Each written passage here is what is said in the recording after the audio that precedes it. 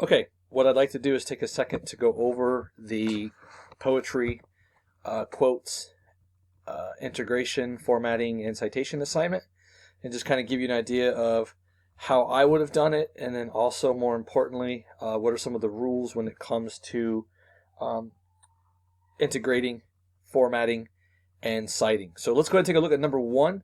Again, we've been given a piece of textual evidence from Do You Have Any Advice for Those of Us Just Starting Out by Ron Curtidge. And we're just trying to maybe use some context here where the speaker wants those who face adversity to show resiliency and keep going. So here's how I would have put this together as a part of my quote integration and leading into the quote. Okay, so first things first, before any quote, we always want to add context.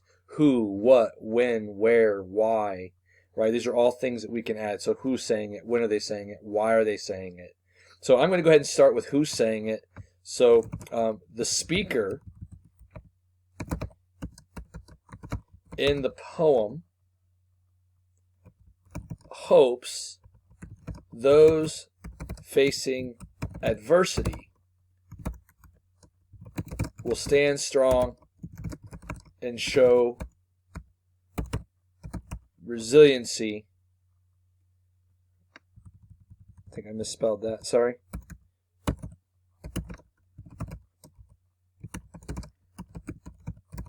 When facing challenges. Okay, so we need to remember that as far as quote integration goes, this is a complete thought.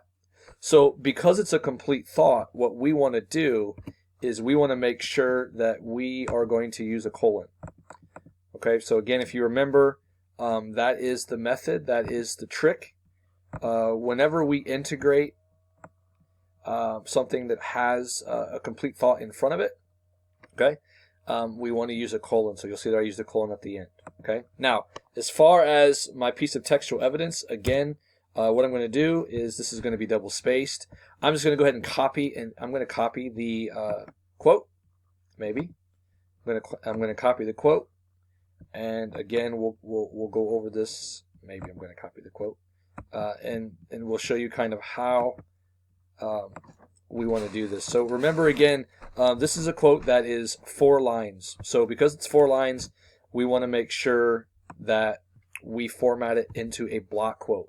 Remember that a block quote is going to be 1 inch, right? It's going to be indented from our first line here. So you'll see that I've indented the block quote a little bit. Now, remember that a block quote does not use, right? Does not use quotation marks, okay? Because it's a poem, I've also kept it exactly the way that it looks here. Okay, I've not changed it. I'm going to leave that double space in there. When I cite it, again, what I'm going to do is I'm going to cite the line numbers. So this is going to be lines 19 through 22. Okay, because it's a block quote, remember that the period stays, the end punctuation stays on the inside of the parenthetical citation. All right, so again, now what it reads is, the speaker in the poem hopes those facing adversity will stand strong and show resiliency when facing challenges. Again, complete thought, colon at the end. Block quote, and then here's how I use my parenthetical citation. So again, this would be a correct integration, format, and citation. Okay, number 2, again, we're getting some textual evidence from The Chord by Leanne Sullivan, right? And again, this is the part of the poem that we're going to use. What we want to try and do is we want to try to integrate it with what's been given to you so the mother listens, okay? So here's how one might do it. So in an attempt to bond and communicate with her daughter, the speaker of the poem, right, listens in to her, and I'm just thinking out loud here, to her daughter's phone conversations, and does not complain about the large phone bills her daughter, I'm trying to think of the right word here, her daughter causes. Okay, again, that is a complete thought. So again, with our integration here, we want to make sure we use the colon method. So anytime that it is a complete thought, we want to use the colon. Again, I'm going to go back up. I'm going to copy the piece of the poem that we're going to use. Again, a reminder that this is a block quote because, again, it is 4 lines or more. So, again, I'm going to make sure that everything looks exactly the way that it looks in the poem. I've indented everything correctly.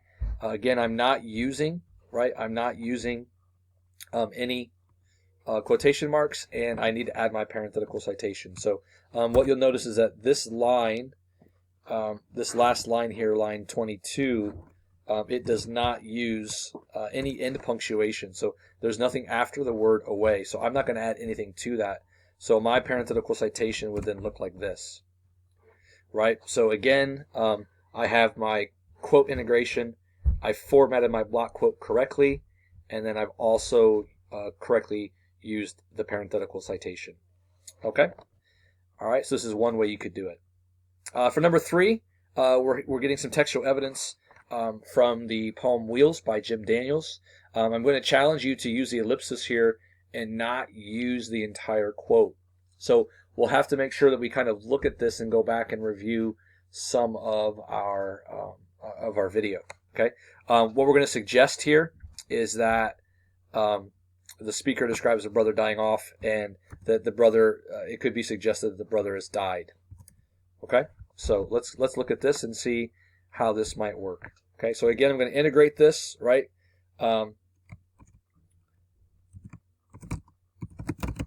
The speaker's brother rides away on his motorcycle.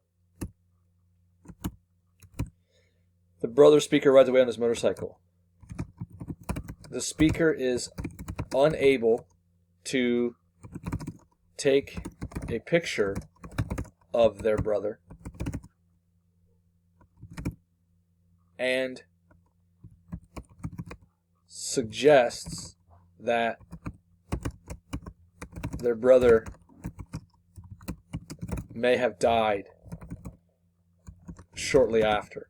Again, this is a complete quote, or a complete thought, sorry, so we're going to use our colon, and now we're going to get into the textual evidence. Again, this is a quote that is 3 lines or less, so this is formatted differently. First of all, a quote that is 3 lines or less, 3 lines, 2 lines, 1 line, we are going to use quotation marks. So, waving, okay? That is the end of line 44, so again, remember we want to use our backslash for our line break, okay?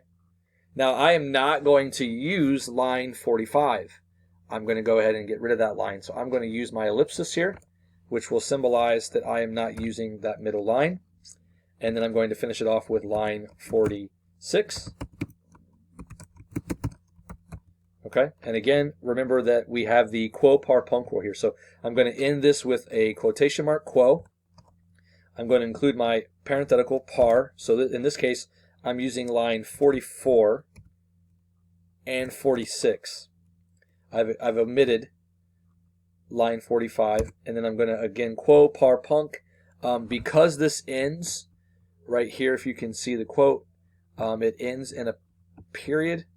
I'm going to always include the period outside of it. Again, remember we've talked about how many times students will do this, and they'll have 2 periods. That is incorrect. We always want to have 1, so we take the period out and we just include a period here at the end. So again, we've done a couple things here. We've used quotation marks, we've used our backslash, we've used our ellipsis, we've used a quotation mark here, and then we've formatted this correctly with the lines that we've used in our parenthetical citation. Okay? All right. And then our last example is from Thanks for Remembering Us by Dana Joya. Great. I love this poem. Right? And again, this is a large quote.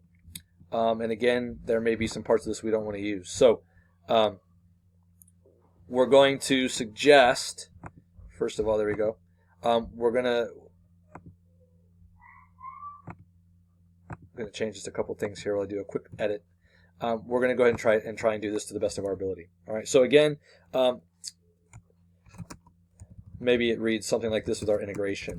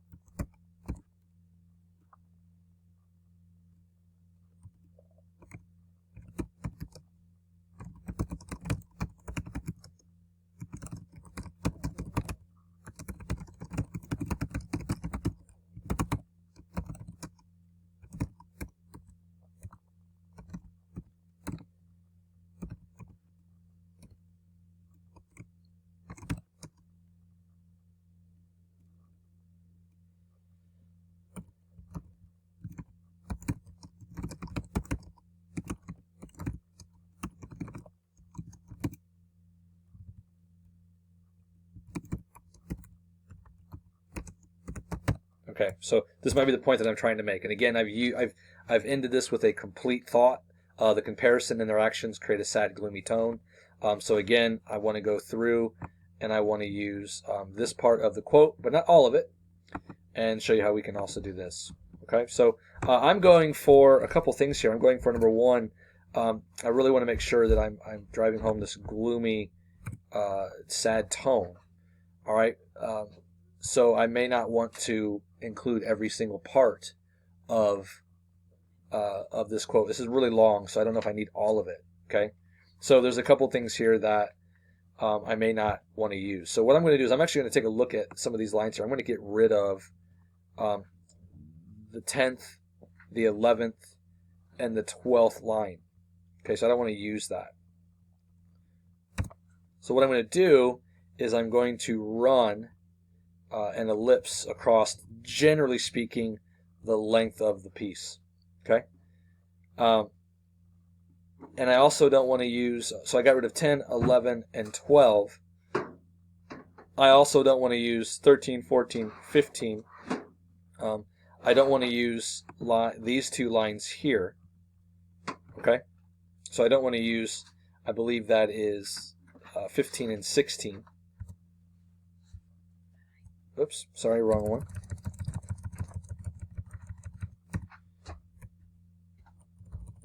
All right, so now I've got one that looks like this. Again, because it's a block quote, I've indented it. All right, but what I've done is I've not shown every single line. Okay, in my parenthetical citation, this is where it gets tricky. I'm still going to run through every single line number though.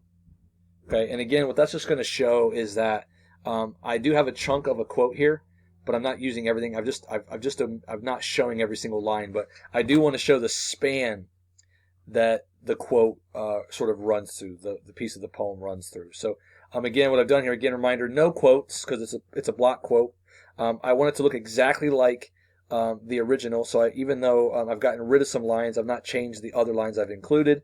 And again, the in punctuation goes on the inside of the parenthetical citation. So again, hopefully this is a good review. Hopefully it was quick. Again, we're citing this exactly the way that we cite poetry. We're formatting it exactly the same way that we format plays, and we're very aware of our 4 methods of quote integration. So hopefully this was practice, and hopefully it helped.